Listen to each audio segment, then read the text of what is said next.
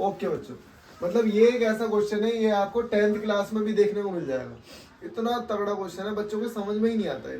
अब ध्यान से देखना, ए सेमी सर्कुलर शीट, यहाँ पे मैंने एक सेमी सर्कुलर शीट ले लिया, ठीक है। ये आपके सामने क्या है, एक सेमी सर्कुलर शीट है जिसका डायमीटर मुझे दे रखा है, जिसका डायमीटर कितना है 28 है। तो अगर मैं इसका बोलूं डायमीटर इसका अगर लिया जाए तो इसका डायमीटर 28 है, तो इसका रेडियस कितना हो गया 14 सेंटीमीटर। इसका रेडियस हो गया आपका 14 सेंटीमीटर, ठीक है। Is bent into A open circular cone. अब मैंने जैसे समोसा बनाते हैं ना, समोसा एक रोटी बेलते हैं, फिर उसको ऐसे पार्ट्स में करते हैं, फिर उसको क्या करते हैं बताओ, फिर उसको ऐसे जोड़ देते हैं। मतलब ये लाइन को अगर मैं ऐसे जोड़ दूंगा तो देखो क्या बन गया, क्या ये कोन बन गया, क्या ये आपको बिल्कुल कोन की तरह दिख रहा है, कोन बन गया ना। अब ध्यान से देखो, बड़ी एक अच्छी सी चीज बेटा, ये जो ये वाला कर्व है, ये जो ये वाला कर्व था, यही जुड़ के कोन का सरकमफेरेंस बन गया। क्या बात है, ध्यान से देखो, दोबारा देखो, ये जो क्या है, ये सेमी सर्कुलर है। मतलब अगर मैं बोलूं पूरा सर्कल 2 पाई आर होता है, तो ये क्या है 2 पाई आर बाई में 2। तो क्या हो गया, पाई आर हो गया। पाई आर ही क्या बन गया, पाई आर ही हमारा अब 2 पाई आर बन गया, लेकिन किसका, कोन का। तो वो क्या बन गया, कोन का 2 पाई आर, ठीक है। तो मैं लिखूंगा ऐसे, सेमी सर्कल का जो सरकमफेरेंस है, सरकमफेरेंस ऑफ सेमी सर्कल या semi circle, semi perimeter, semi perimeter of semi circular, semi circular sheet is equal to semi circle. Semi circle कितना होगा भाई, बोलो 1/2 into 2 pi r capital r. उसको मैंने किस में कन्वर्ट कर दिया, कोन में। किस में कन्वर्ट कर दिया, कोन का। कोन का ये बेस है, तो ये क्या बन गया, circumference of, circumference of cone. कि भाई जो सेमी पेरीमीटर है किसका, सेमी सर्कल का, वो किसके बराबर है, सरकमफेरेंस ऑफ कोन है। इसीलिए मैंने तुम्हें बना के दिखाया प्रॉपर, मैंने तुम्हें बना के दिखाया। तो ये किसके बराबर है, 2 पाई आर के बराबर, छोटे वाले आर के बराबर। 2 पाई से 2 पाई काट दो, तो ये हो जाएगा r/2 is equal to are. तो ये हमारा 14 था, 14/2 इज इक्वल टू आर। तो ये 7 क्या है, कोन का है, ये क्या है, कोन का रेडियस, ठीक है। अब मुझे और क्या चाहिए, सुनो, find the depth and capacity of the cup, की उसमें कितना पानी आ जाएगा। मतलब बेसिकली वॉल्यूम निकालना है, मैं क्या निकालना, वॉल्यूम निकालना है। तो वॉल्यूम निकालने के लिए क्या चाहिए मुझे, हाइट चाहिए। अब बताओ हाइट कैसे निकाली जाएगी, सिर्फ हाइट, सिर्फ हाइट, बोलो भाई वो पाइथागोरस थ्योरम। हाँ, पाइथागोरस थ्योरम, ठीक है। अब मैं एक चीज और बताता हूँ, रुको ध्यान से देखना बेटा। नहीं पता है, सब पता है। देखो ये हमारा सेमी सर्कल था, यही सेमी सर्कल था। तो इसका जो रेडियस था वो कितना था, 14 था, नहीं 28 था। रेडियस डायमीटर है ना, रेडियस है। अब एक बात बताना, अरे भाई यही रेडियस जुड़ जा रहा है, यही रेडियस ही तो जुड़ जा रहा है। आप ये देखो ना, यही 14 है ना, ये 14 आपको दिख रहा होगा यहाँ पे। अब यही कन्वर्ट होके ये क्या बन गया, अरे यही तो स्लैंट हाइट बन गया। क्या यही स्लैंट हाइट नहीं बन गया, अंदर से दिख रहा है ना। तो स्लैंट हाइट कितनी हो गई, 14। समझ पा रहे हो, स्लैंट हाइट। अरे भाई यही रेडियस है और यही जाके स्लैंट हाइट बन गई, स्लैंट हाइट बन गई, है ना। तो इसका मतलब हमारे पास फॉर्मूला होता है L square is equal to H square plus R square. L कितना था, 14 का स्क्वायर, H नहीं पता, R कितना था, 7 का स्क्वायर।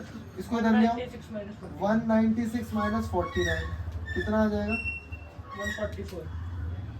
अच्छा जी, नहीं 147 आ गया।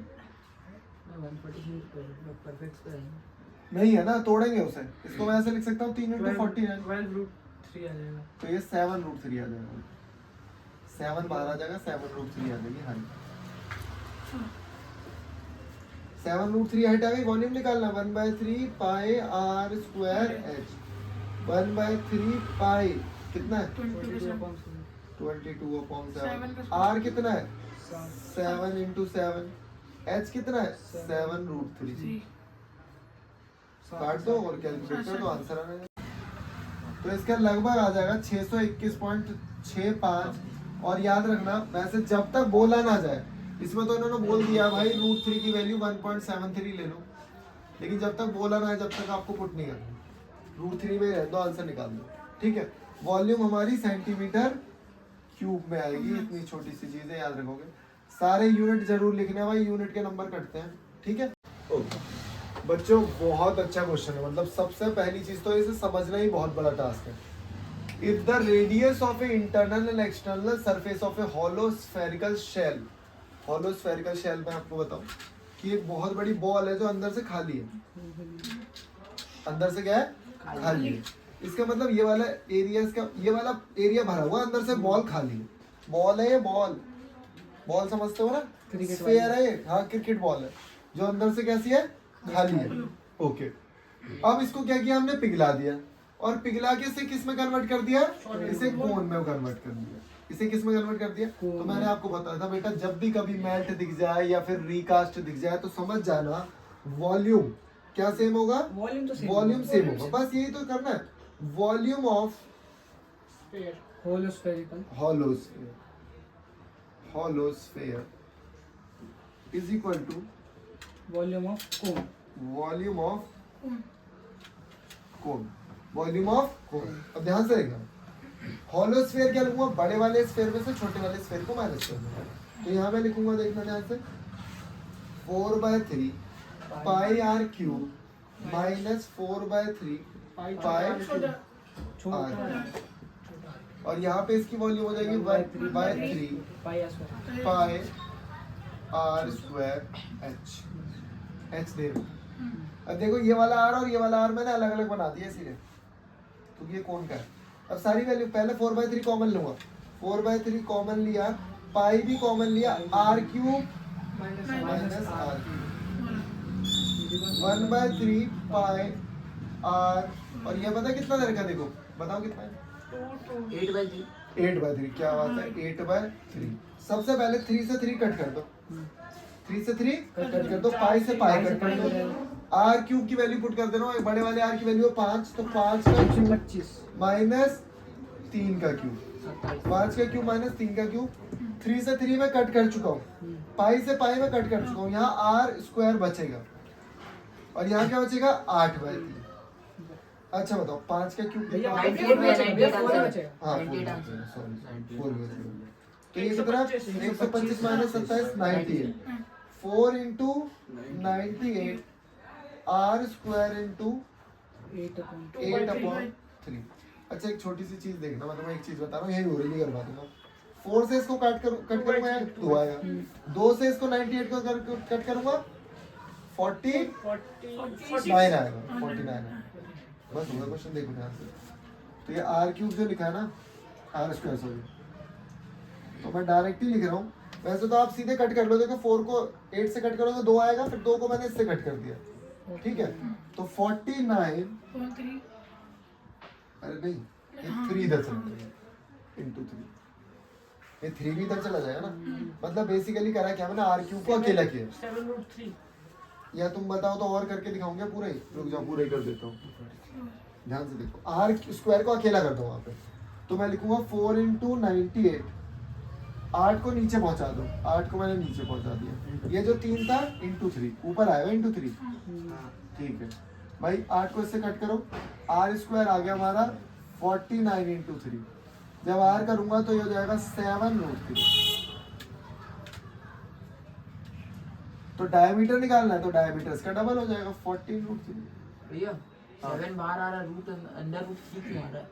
भाई साहब बता रहा हूँ, आप आर स्क्वायर दे रखा है 49 इंटू 3 ना, जब आप इसे रूट करोगे तो 49 इंटू 3 लिखोगे, तो 49 जब बाहर आएगा तो 7 नहीं हो जाएगा वो, लेकिन 3 तो वही रहेगा ना अपना अंदर ही।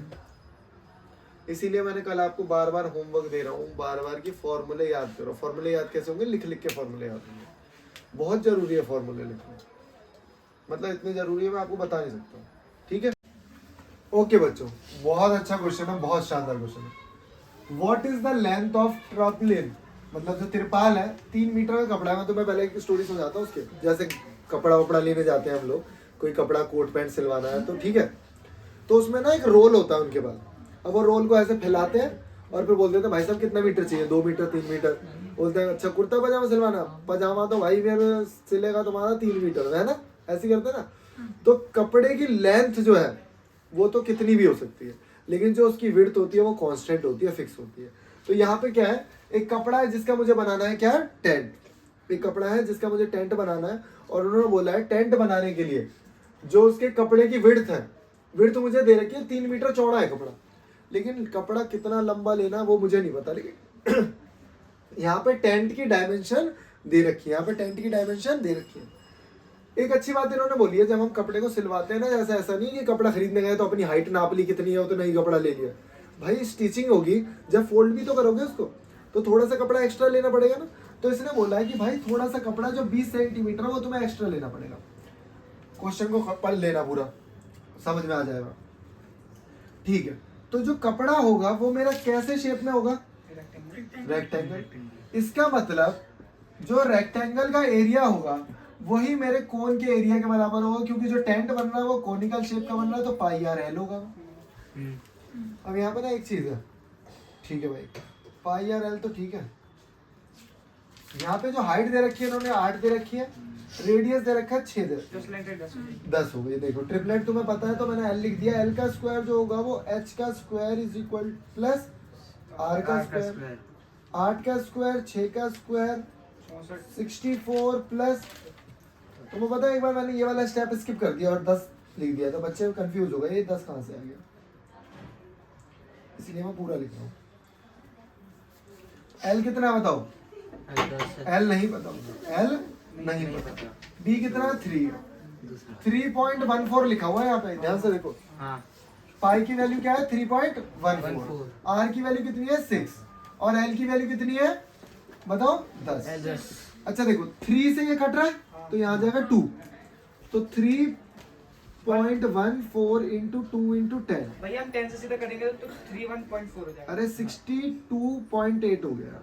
हाँ ये हो गया एल। अच्छा ये मीटर में, बच्चे क्या करते हैं इसी में ना 20 ऐड कर देते हैं, जो कि बिल्कुल गलत है। सेंटीमीटर में तो इसे मीटर में कन्वर्ट करना पड़ेगा, तो ये हो गया हमारा ये 63। तो इस 63 मीटर मुझे कपड़ा चाहिए, 63 मीटर मुझे कपड़ा चाहिए। ओके, क्वेश्चन नंबर 8 है 11.1 का। इसमें क्या है 50 हॉलो कोन्स बनाने हैं मुझे, और किससे बनाने, कार्डबोर्ड से बनाने हैं।